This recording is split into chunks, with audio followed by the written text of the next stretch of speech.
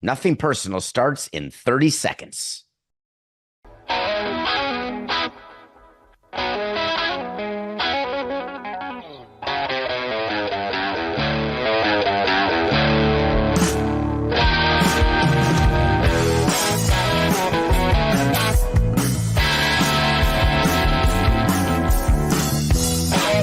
It's just business.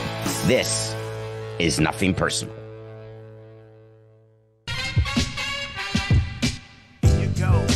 Here you go.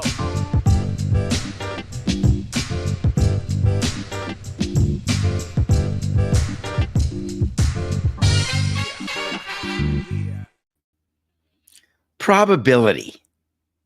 That's the Nothing Personal word of the day. And it's Friday, October 18th, 2024. Probability makes me smile because you're watching a game and now we've got all these different things to pay attention to when you're watching on TV. What are the odds of a home run in this particular at-bat? What are the odds of a two-strike hit? And you see the numbers go up and down. But the one that we focus on is the odds to win, the probability that a team will win. We get graphs now. We get percentages that go up and down according to a run scored or an out that occurs. When you're watching games as an executive of a team, you are not being fed by your analytics department the probability changes that take place. You are engaging in the game and making sure that the moves that you had expected to be made by your manager are made. You are paying attention to what the players are doing every specific play, to the pitch sequence, to the approach that the hitters use. You're paying attention to who's up in the bullpen and whether that's when they're supposed to be up in the bullpen. Under no scenario do you have someone in your ear saying it's 80%, now it's 20%. I'm talking about probability. If you watch the New York Yankees play the Cleveland Guardians, then you were in probability HE double hockey sticks last night. The Yankees hit back-to-back home runs off Emmanuel Clase, Aaron Judge, and Giancarlo Stanton, two obviously of the preeminent power hitters in the game, going against the best closer in the game, who has been average to below average this postseason, which is what happens because we tell you that their arms are exhausted. It's October. They've been going since February. So blown saves and issues are always going to happen in October, which is why eventually the deepest starting staff is going to prevail because starters end up in the bullpen. So the Guardians have these four magical pieces in their bullpen who have just been lights out this year, with the greatest one being Clase. So Clase gets the ball. It's the eighth inning. The Guardians have a lead. They're going to cut the series deficit from 2-1 and make it a series. You got to win game 3 when you're down 2-0. The only team to ever come back from down 3-0 is the Boston Red Sox in 2004. It would be amazing if anyone would make a documentary about that. I would call it Comeback, because the comeback that took place with the Red Sox in 04, down 0-3 against the Yankees, which started with Dave Roberts, now the manager of the Dodgers, that would be one heck of a doc. But being down 3-0, you're going to lose. Therefore, game 3 matters. So the Guardians are winning. Clase's in for the save. Everything's coming up roses. They're up 3-1, and Judge hits a 2-run home run off Emmanuel Clase to tie the game. And I'm thinking that's unbelievable. Stanton's up next because they finally realized that splitting Judge and Stanton is asinine. So you have Stanton batting cleanup, Judge in the 3-hole. That's what you dream of when you trade for Soto, having Soto, Judge, Stanton back to back to back, all healthy, all producing, all playing. The true murderer's row. Well, not true. They're not murderers, but it is a row. That's a terrible name for something, I just realized. So cross that. Stanton comes up off Clase, but don't worry. He's never given up 2 home runs in the same inning in his whole career, ever. So, of course, Stanton's not going to hit a home run. Stanton goes deep. The Yankees take the lead. Cleveland, Municipal Stadium, Progressive Field, silent. Guardians about to go down 3-0. Yankees bullpen ready to go, unhittable. Luke Weaver does not give up runs this postseason. He's somehow a journeyman, a average starter, has somehow become a dominant closer. We don't have to think about Clay Holmes anymore late in the game because don't worry, Yankees fans, they pitch him earlier in the game. Now everything is just, it's a chef's kiss of perfection. Then you get to the ninth inning, top of the ninth, and the Yankees get an insurance run, which matters greatly to go up 5-3. Everyone's making plans. It's going to be the Yankees in the World Series, first pennant since 2009. We're getting our notes together. The probability is 90%, maybe more, that the Yankees are going to win. And once they win, that's it. The curse is lifted. That long 15-year drought calling for Booney's head. No more. Until you get a 2-run home run with 2 outs. Down to their final strike. Lane Thomas of the Guardians hits a double off Weaver. And then Noel, big Christmas. Doesn't matter if you know who he is. Just know that he's like sort of Serrano in Major League. When he hits it, but he doesn't often hit it. He hit a 2-run home run in the bottom of the ninth to tie the game at 5. Luke Weaver blew the save about 7 minutes after, well, given the game time, about 27 minutes after Emmanuel Clase blew the save. 2 of the best closers right now. No, let me say that. Let's actually call it what it is. Luke Weaver was really doing the best of any closer in the postseason. Clase was the best regular season closer, but was mediocre with occasional doses of horrificness during the postseason. Both of them give it up, and we're going to extra innings without a ghost runner. The Yankees have a chance to score in the top of the 10th and don't.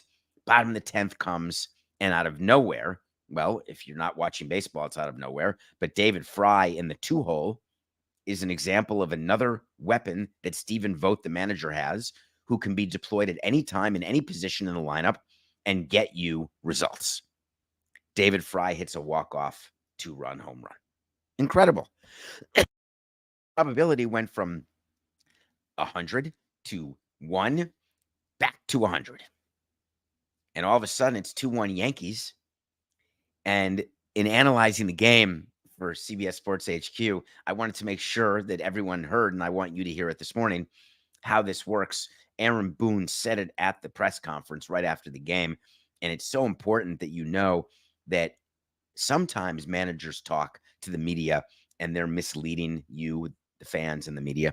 Sometimes they're really giving you insight into what goes on in a clubhouse. They choose when to be truly forthcoming. Aaron Boone after the game said, listen, we're good. We're past it.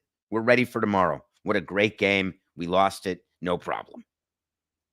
And you're thinking to yourself, well, if the Guardians happen to win again, it's tied at 2. You're playing a 2 out of 3 series and anything can happen. And all of a sudden it went from 3-0 series over to the possibility of 2-2 series just starting. That is all true, but that's for the front office to worry about and think about. The manager and the players, they're not focused like that at all.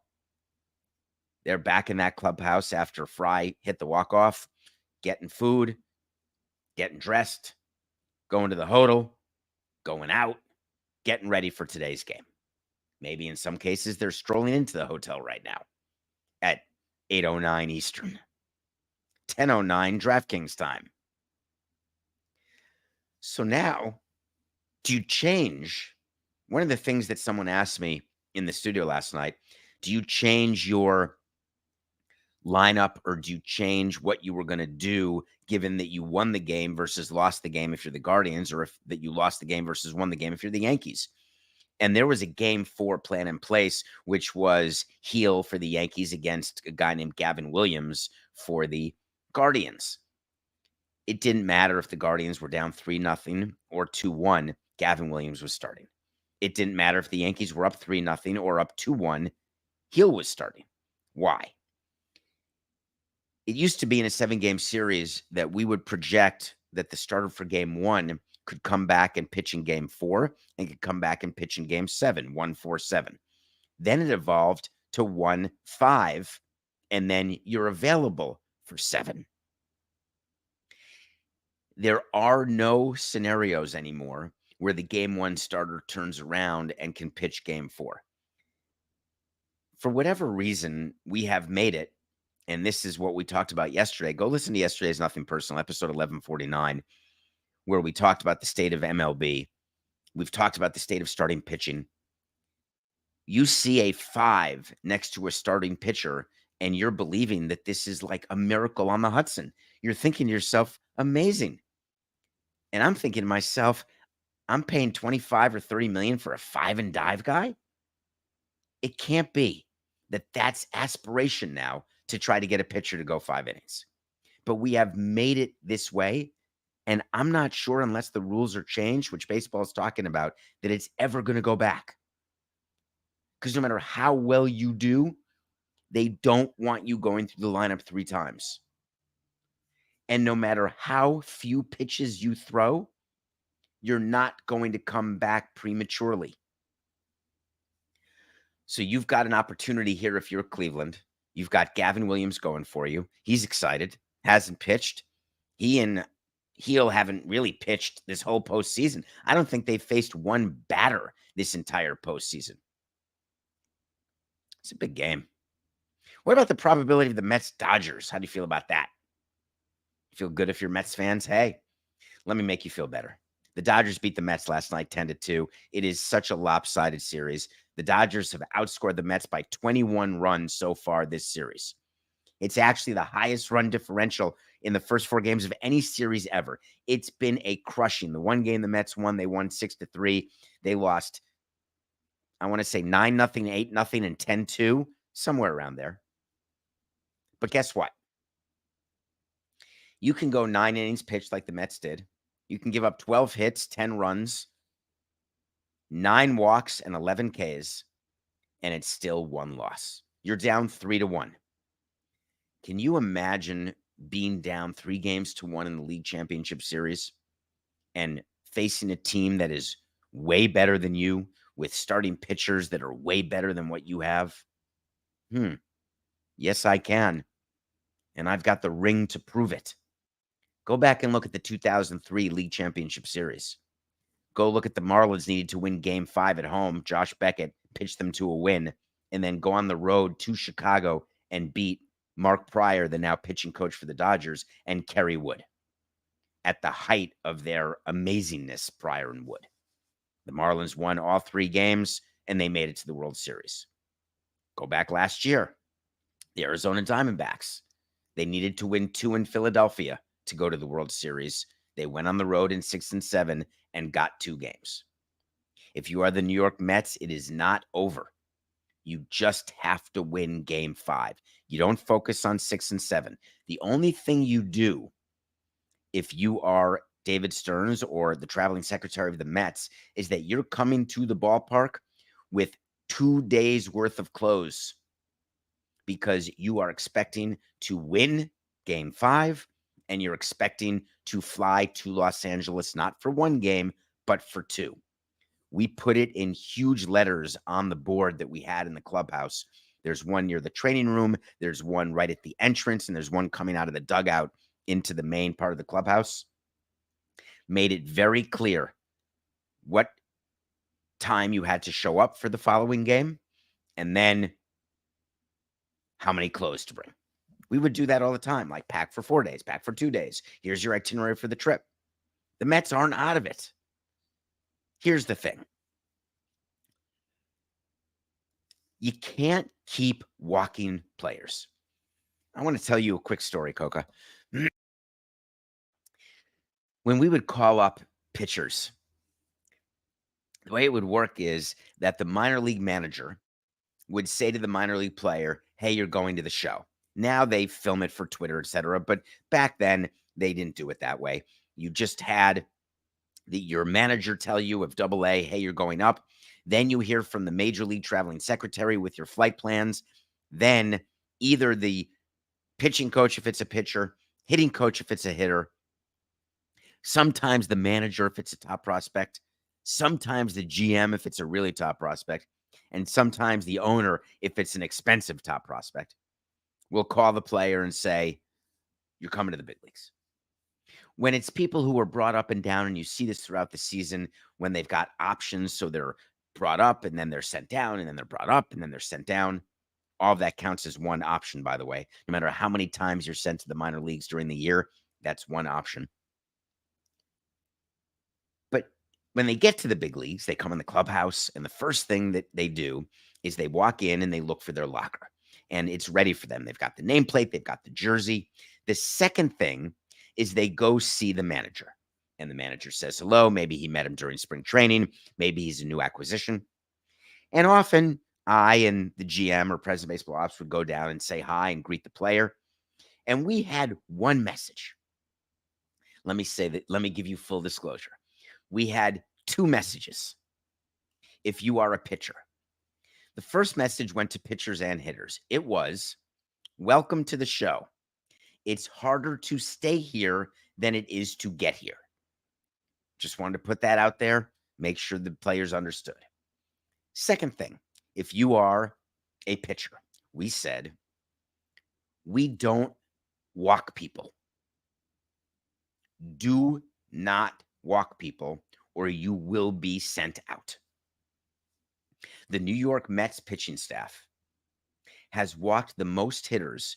Is there a record here of some sort, Coca? I believe that the amount of walks the pitching staff has given, I believe in this series, it's over 7 per game. I think it's like 32 walks in the first 4 games. Every starting pitcher has walked at least 4 guys. Oh, they've issued 31 walks. There it is, Coca. That is a record. That's insane. Think about 30. That's like giving up 31 hits. A walk's a hit. Haven't you ever heard that in your little league? A walk's as good as a hit.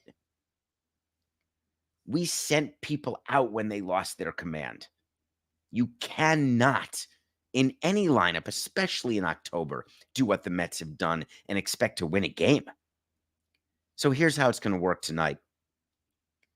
If you think in a game 5 that the Mets can just get it done, pay attention to the BBs. If they don't walk fewer than 4 Dodgers, they have NC of winning the game. No chance. None. We'll see how it goes. So in the first inning last night, I think that was last night's game, did Ohtani hit a leadoff home run? I believe he did. I think it was right out of the box, maybe the second pitch of the game. It was his first hit without a runner on base. He gives the Dodgers a 1-0 lead, and Vientos immediately in the bottom of the first, Lindor made out, but Vientos hit a home run to tie the game, and you thought the Mets had something going. But Ohtani finally got a hit with no one on base. There was some guy who had a podcast. I can't remember the name of it, but he said during his podcast, I think it's like a daily podcast that's live at 8 a.m. on this channel called Nothing Personal with somebody. And he said Ohtani should be down in the order. He should only have him hit with runners on base. So, of course, Ohtani hit a leadoff home run. So Ohtani's circling the bases, and I'm thinking about the business of Ohtani. And the business of Ohtani has become a game changer in a way that didn't exist when he was on the Los Angeles Angels of Anaheim, because the Anaheim Angels never made it to the postseason. As a reminder, this is Shohei Ohtani's first October. Now, don't at me at David P. Samson. Oh, the regular season, he played October 1st and 2nd. I'm talking about postseason baseball. Major League Baseball invested heavily in Shohei Ohtani. As a matter of fact, Major League Baseball may have spent more on marketing Shohei Ohtani than the Dodgers are actually paying Shohei Ohtani this year on a cash basis. Remember his contract. He's getting paid $2 million this year, and they deferred 68 of it for 10 years from now. So Major League Baseball invested a ton of money in Japan, here, in various countries, promoting his appearance in the playoffs. And I told you definitionally, while I thought the Padres were a better team and that baseball can't control everything, but they can certainly try, having the Dodgers out in the first round, not ideal. Having the Dodgers in the World Series that goes 6 or 7 games, it's exactly what they need and want. There were some stats that were given yesterday that are worth noting about Ohtani and about what he means to the business of baseball.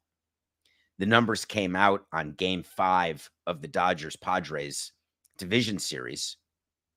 There were about 12.9 million people in Japan watching this game that took place at 9 a.m. Think about that for a minute. Now, you've got Yu Darvish, you've got Yoshinobu Yamamoto, you've got Shohei Ohtani. But Ohtani is the game changer here. 12.9 million viewers in Japan. Do you think Japan has more people than the U.S.? Do you think Japan has more baseball fans per cap in the U.S.? U.S. was averaging about 7.5 million for that game, and Japan came in just under 13. It became the most watched postseason in MLB history in Japan, and they get games every year. It outdrew the games that actually took place in Tokyo when MLB goes to play in Tokyo. So just think for a minute, if you are a promoter of games in Tokyo and you pay MLB, think about, I didn't hear what you said. Think about if you are in a position to cut broadcast deals, if you work for MLB. You've got Ohtani. You need Ohtani. And the numbers for Ohtani have simply been out of this world. And my guess is you're going to get him for another round.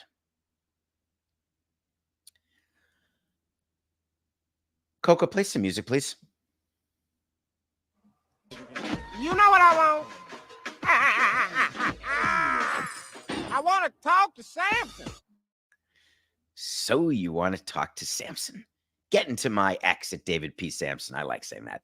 Or Instagram, or we have a website, davidsamsonpodcast.com. A bunch of you have questions. This one is an all-timer.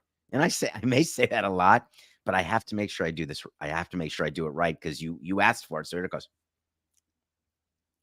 Could it be more obvious that James Dolan did a below-market deal for his jersey sponsor given the location of the new Sphere?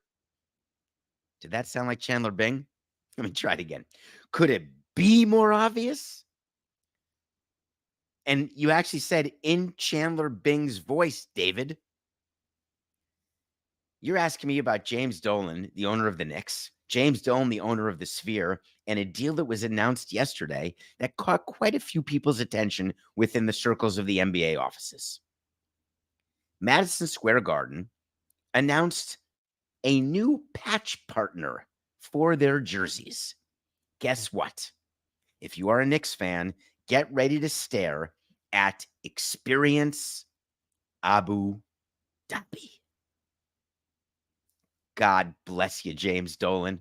Let's not even try to hide what we're doing, because on the same day that we get to experience Abu Dhabi, you finally found a place to build your second Sphere. You couldn't get it done anywhere in the US. You couldn't get it done in London. You've got a company that it's fantastic to watch a concert there. Thank you for building it. It's getting crushed financially. You're going to make it up on volume, and you finally found a city, Abu Dhabi. What a coincidence that Abu Dhabi is allowing the Sphere to be built in Abu Dhabi, and then Abu Dhabi is doing an all-encompassing sponsorship deal with James Dolan. That includes Madison Square Garden. It includes all of the MSG properties and a patch sponsor for the Knicks. It put a tear in my eye. The tear in my eye, which may have been caused from pollution in the air, or it was caused from James Dolan putting up his middle finger to Adam Silver, which he does both in front of and behind his back, or it's the middle finger that James Dolan puts up to you, the fan, or it's a brilliant business deal. Let's take a look. You do a marketing partnership, a jersey patch, there's a value to that. You have to assign a value to that. You can go to market and say, it's like with naming rights. I could get a naming rights deal for $20 million, but the actual naming rights part is only $4 million because I'm giving him $16 million in something else, but we get to call it a $20 million a year naming rights deal. The most famous example of that, Citi Field. Citi Field is a huge naming rights deal, but there was investment banking involved. There were all sorts of things that Citibank got in return for being the naming sponsor of Citi Field. So the value that was announced to everybody when it was time for your time in the sun at meetings to say, look at the naming rights deal we got, that it's not quite apples and apples. When you own a bunch of properties and you do a global deal, there's an allocation that happens. There's an allocation. What does it cost to be a jersey sponsor? What does it cost to be able to use the marks of the Knicks in foreign countries? What's the value that Abu Dhabi gets by having this ability to brand Knicks Garden? What's the value they get by having Experience Abu Dhabi everywhere as they're trying to promote their tourism thing in 2030? All of this washing that they're trying to do make you forget about what goes on in Abu Dhabi. As a matter of fact, the chairman in Abu Dhabi actually gave the perfect quote. Our partnership with the Knicks and the MSG family, keep that in mind for 1 minute from now. Our partnership with the Knicks and the MSG family of companies aligns with our mission to boost Abu Dhabi's global visibility as part of our tourism strategy 2030. I appreciate that Al Mubarak, the chairman, was willing to say that, and I appreciate his honesty, because the fact of the matter is that boosting their tourism strategy is code word. It's code word for people will come here if they don't realize the atrocities that take place here, and we can just make it fun and exciting, and we can do Disney World-like commercials showing people in hotels and big buildings with points and this great transportation, this great weather in the middle of the desert, and everything's perfect. And if we normalize it by getting out there as much as we can, by investing our fund money in various sports and sponsorships, it'll just become part of the everyday life of people in the United States of America. And it's working. The Knicks are going to play 34 games on national TV this year. The Knicks are a team that we'll preview the NBA. They open next week. They're an Eastern Conference finalist, likely participant, and they have a chance to win their first title in over 50 years. I think there's no doubt about that. What Abu Dhabi and James Dolan did, however, is they're trying to snooker a few people.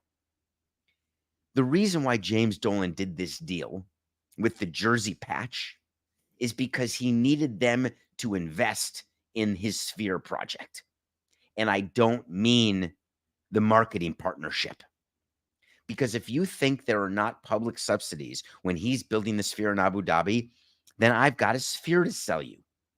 Of course there are. Now, what about all the other basketball teams? What are they saying about this Abu Dhabi partnership? Do you know it's possible that James Dolan could do a deal with Abu Dhabi that says the value of putting the name on the Knicks jersey is $2.69. Basketball, Adam Silver and the other owners would say, you're screwing us out of money. The players would say, that's outrageous. We get a percentage of your team revenue. It's millions of dollars a year to put your name on the Knicks jersey. There are two pieces of real estate in sports, in American sports, that are the most valuable. It is the Yankees jersey and it is the Knicks jersey. Far and above anything else, including Inter Miami, including any other team. The NBA is going to be auditing the Knicks deal.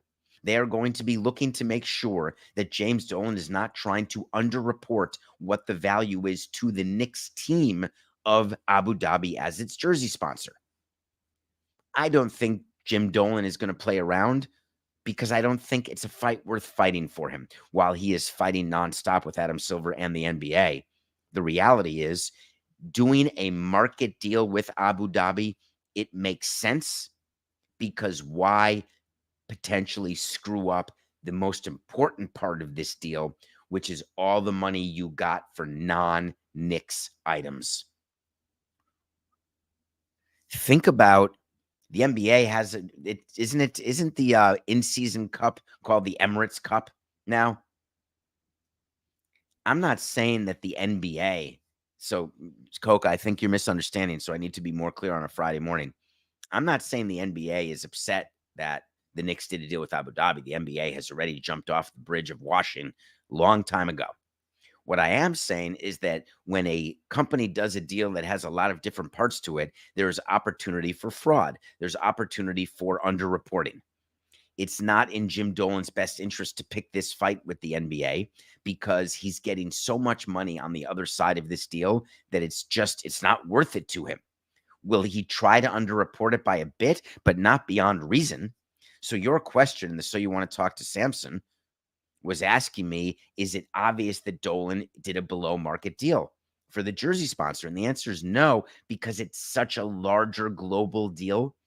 And Abu Dhabi wanted this partnership so very badly. It's almost like the jersey patch, which is so valuable. It was almost like a throw-in, like adding a first pitch to a sponsor deal. We'll see how long it lasts. All right. When we come back, we are going to review. I finally watched it, Coca. I didn't watch it in a theater, but I did watch Deadpool and Wolverine. We're going to review that movie. I had a couple things to say about it. And then the Clippers may have a problem. Let's talk a little NBA after the break.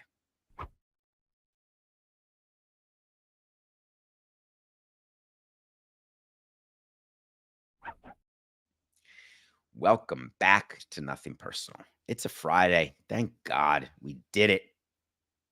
Thank you all for downloading, subscribing. Please keep doing it. Keep engaging with me. I love it. Do I find it exhausting? No.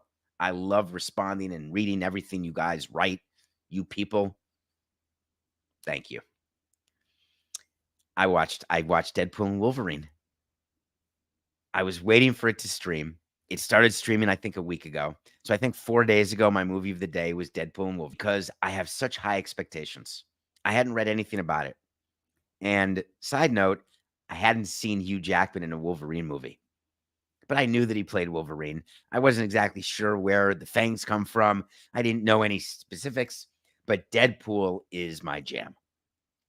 Deadpool 1 is one of the most clever screenplays that I may have seen, maybe top 10 in my life.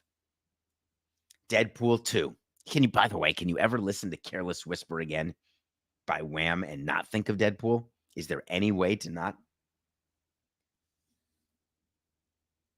Deadpool 2. Tried a little harder, a few more inside jokes, a few more cultural references, more breaking of the fourth wall by Ryan Reynolds. Bring in some other characters. Good. I'm in. Not a Deadpool 1, but worth watching.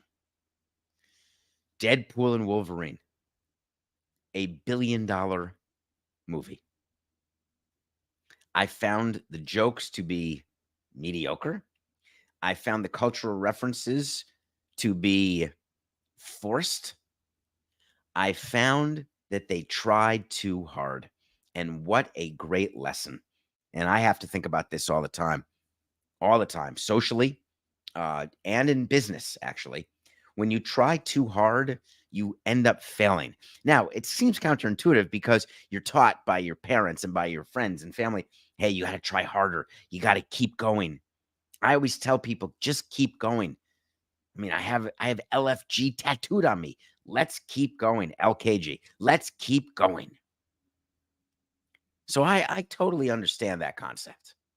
But continuing to press forward is different than trying too hard. Deadpool and Wolverine, I have to give it a thumbs down. They tried too hard. I will not be watching that again. As a matter of fact, to cleanse myself, like 2 days after watching Deadpool and Wolverine, and this was one of my middle of the night moments. I felt so unsettled about me not liking the movie, and it was built up so much for me and by me and to me. I watched Deadpool 1 again, and it's fantastic. I've seen it probably 20 times. Nothing personal pick of the day. The New Orleans Saints absolutely stink. I don't know how else to say it. I don't know how else to say it. I was in the studios at CBS Sports HQ with Emery Hunt. We were talking about this game last night, watching the Saints play. It's an embarrassment.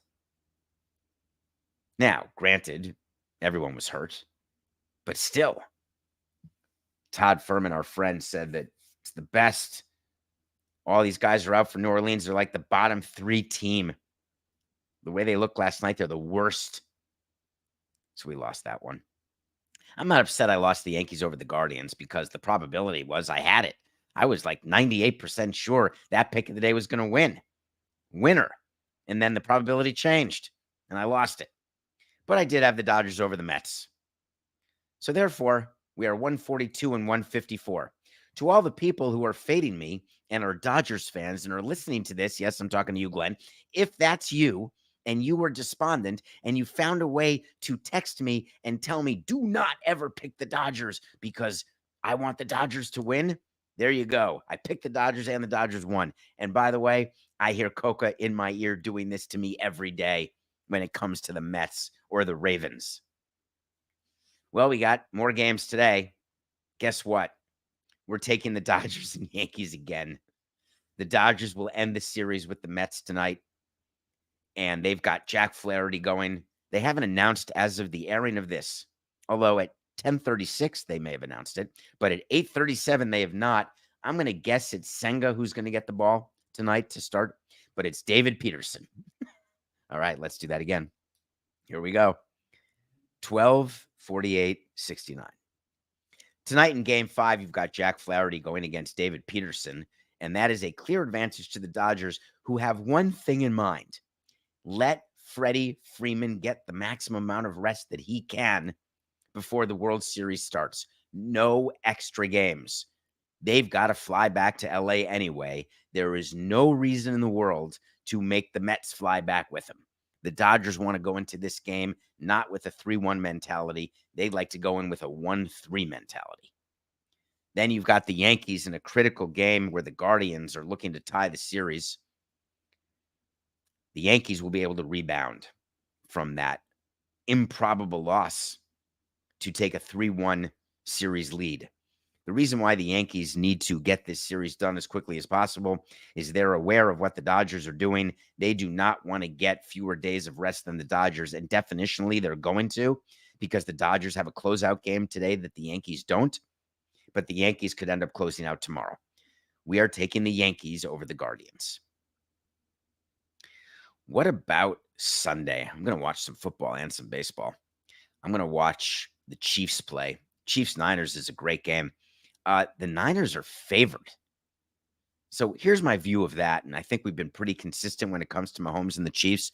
Now, granted, I've given you my view of Kelsey, and I'll keep doing that, and whether or not he is worthy of you calling him the best tight end in the game, not. He does maybe have the best social life in the game, and it's not Taylor Swift's fault either. For those of you in Miami this weekend, have fun at the Taylor Swift show, by the way. The Chiefs getting points is always attractive to me because they're so rarely underdogs. The Niners are not the team that you're thinking of from last year or even the year before. The Chiefs, you're going to argue, are not either because they're upset they didn't get receivers when all these trades were made. Forget it. Take the Chiefs and the points plus 1.5. So are we less than a week? Today's the 18th. I think the NBA season starts on October 22nd. So we're going to see Barkley and Shaq and Kenny Smith getting the band back together for one final run for the Roses on TNT. Unless, of course, the show continues on another network or in another way on the same network. And there's one storyline that came out yesterday that reminds me of every storyline that has come out about this player recently. Kawhi Leonard is out indefinitely. Did that strike a chord with anybody else other than me? Do you remember when Kawhi Leonard was on the Paris Olympic team? Does the Paris Olympics seem like a year ago to you? Because it does to me. Literally. It was like a month ago, 2 or 3 months ago. It was sometime in July, August, September, October, 3 months ago. Kawhi Leonard was on the Olympic team, and then he wasn't really practicing, and then he was taken off the Olympic team. And then Lawrence Frank of the Clippers said, "This is an outrage. We want him on the Olympic team. He's rehabbed. He's ready to roll. This is terrible." Remember that? Kawhi Leonard was just sort of quiet about it. Well, training camp's coming to an end in the NBA. And guess what? He hasn't played one preseason minute. Wait a minute. He hasn't practiced with the team yet. Wait a minute. He's not ready to go. And the Clippers said, "Hey, I'm not sure we can wait much longer, so we're going to announce it." And the way they announced it is that Kawhi Leonard will be sidelined indefinitely as he, quote, rehabilitates from inflammation in his right knee. That's what a source told ESPN. Listen, I've been around some inflamed knees before. Rehabbing inflammation. Well, that's one way to say it. Another way to say it is that you've got permanent knee issues that will never get better, and that you try to manage the pain to play once in a while with the recognition that your career could be over. You're going to need knee replacements like Andre Dawson did, or you have the guts to play when you're just uncomfortable. But rehabbing inflammation, you mean like ice, elevation, like working with the trainers for 4 hours a day to try to get swelling out? Like what Freddie Freeman's doing for his ankle with the Dodgers trainers for 4 hours before every game? And still, it's hard for him to play? Is that what we're talking about? The Clippers and Leonards, you see, are in the midst of this great rehab process, while they also have only James Harden to try to take this team in a new dome. Remember, they're in a new arena, the Intuit Dome. This is the Clippers. This is what Steve Ballmer was building for the 2024-25 season.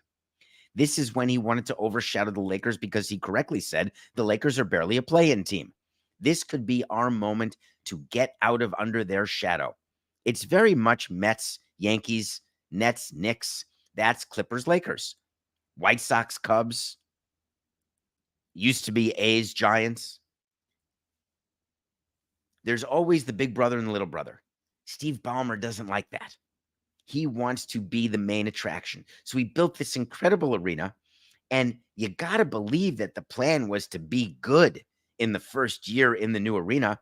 That was our plan. We thought that we were going to be good in the new stadium in 2012. It just turns out that we were wrong. But we brought in a bunch of stars, signed a bunch of free agents, and just got it wrong, and it basically cost us. Do you know that DraftKings has an over-under for the Clippers? What do you think it is? Just on a hunch. What's your guess? I'm going to give you an over-under. Do you think that DraftKings win total is over or under 41? 41 is a 500 team. Well, if you're paying attention to the Clippers and the Western Conference, you will not be shocked to know that the win total for the Clippers is 33.5. The Clippers haven't won under 40 games in about 14 years, back when Blake Griffin was a rookie.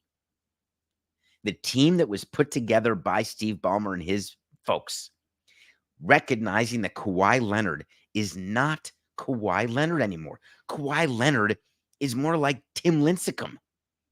You got a couple rings, couple MVPs, but then your career is basically cut short by horrific injuries.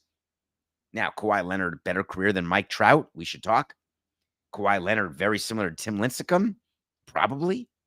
Kawhi Leonard, an NBA Hall of Famer? They let pretty much everybody in, so yes. Kawhi Leonard, an MLB Hall of Famer?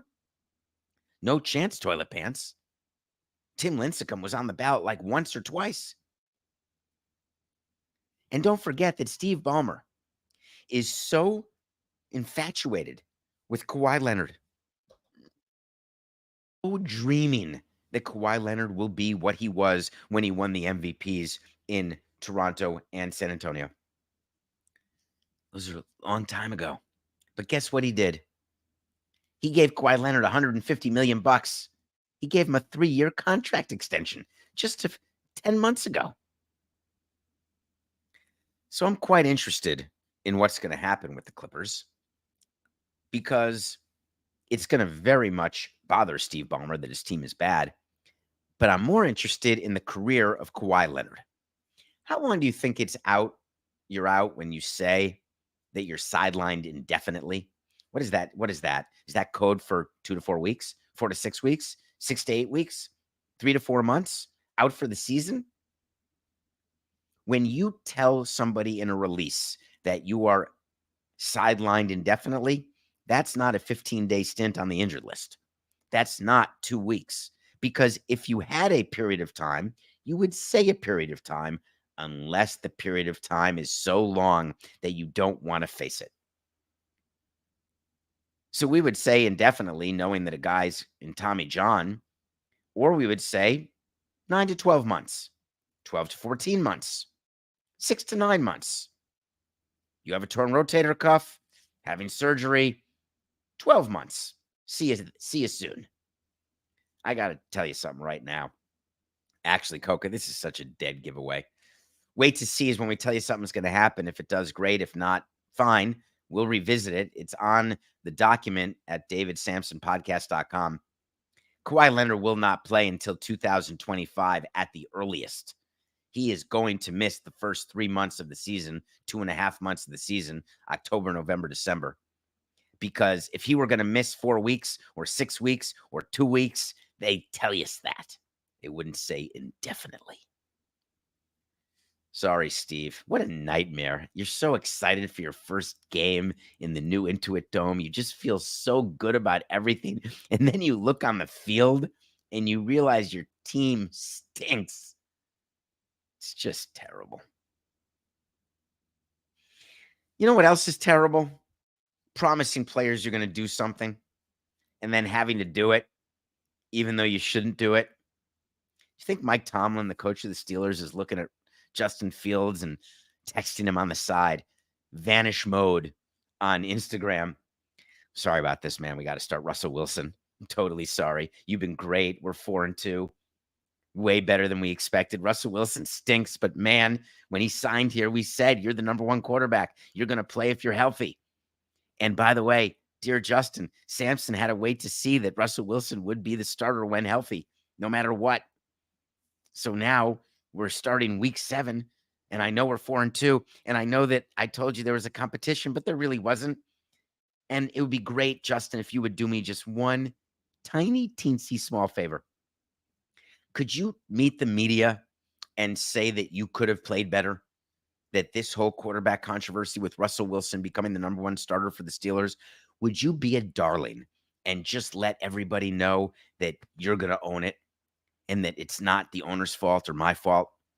That's so nice of you, Justin, because if you don't, I'll never play again. But if you do, I'm still only going to play you when Russell Wilson gets hurt. So Justin Fields comes out. I mean, what more could the guy have done? What more? Russell Wilson started praising everybody, and Russell Wilson had to praise Justin. He said, Justin's done a great job. He's a tremendous quarterback. Russell Wilson doesn't think that. Give me a break, Russell, would you please? All of your fake genuflecting up and down. You know very well the type of player you are, the type of player you used to be, and you know very well that you're trying to be what you were but never will be again. And you know very well that the star power that you bring, quote unquote, it's like at 15 minutes and counting, it's almost over. You are one stretch of bad play away from never getting to take another snap, no matter who you're married to or what amount of charity work you do or how much you praise the Almighty. Why didn't you take a microphone and say, man, Justin Fields has done nothing to lose his job. I've done nothing to take his job. I'm healthy now, but I'm going to hold the clipboard. I'm here for my team, and our team has the best chance to win with Justin Fields. Nope, it's not what he did. He actually came out the other way, said, listen, he's fine, but I'm ready to go. And if I'm ready to go, I'm Russell Wilson. That means that the Steelers are ready to be a contending team, a better team than 4-2. Good luck. Let me tell you, Russell Wilson is going to start against Aaron Rodgers and the New York Jets this coming week. It is going to be a thing of beauty as the NFL leans in to the old days. Russell Wilson and Aaron Rodgers, a battle of two of the greatest quarterbacks of not now. Why are the Steelers doing it? To keep their word. Because it's just business. You have yourself a great weekend. Let's be careful out there. This is nothing personal.